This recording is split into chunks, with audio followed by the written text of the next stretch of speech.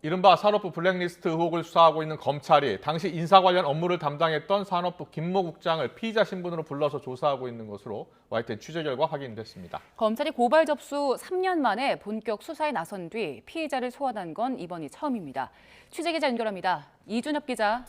네, 서해입니다. 네, 오늘 검찰이 산업부 블랙리스트 의혹 관련 핵심 인물을 소환했다고요?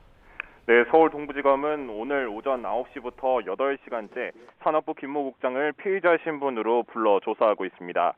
김 국장은 검찰에 출석하며 왜 출석했는지를 묻는 취재진 질문에 아무런 대답도 하지 않았습니다.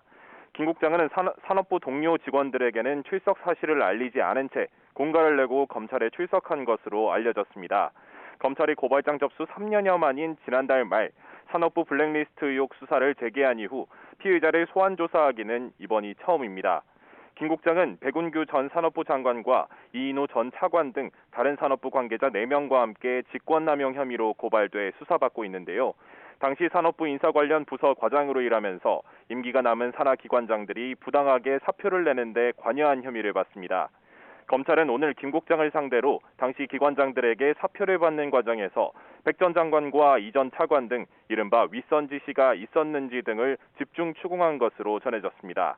나아가 청와대 인사수석실이 기관장 사퇴 과정에 직간접적으로 개입했는지에 대해서도 조사할 것으로 보입니다. 김 국장 소환의 시작으로 백운규 전 장관 등 다른 피고발인 4명도 줄줄이 소환될 전망입니다. 특히 백 전 장관은 현재 청와대 경제수석이기도 한 박원주 당시 에너지자원실장에게 산하기관장 인사를 서두르라고 여러 차례 재촉한 혐의를 받고 있는데요. 이 같은 정황은 앞서 대전지검이 월성원전 1호기 경제성 평가 조작 의혹과 관련해 백 전 장관 등을 기소하면서 낸 공소장에도 고스란히 담겨 있습니다.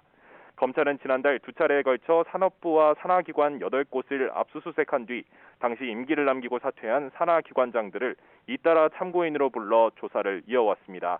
지금까지 사회일부에서 전해드렸습니다.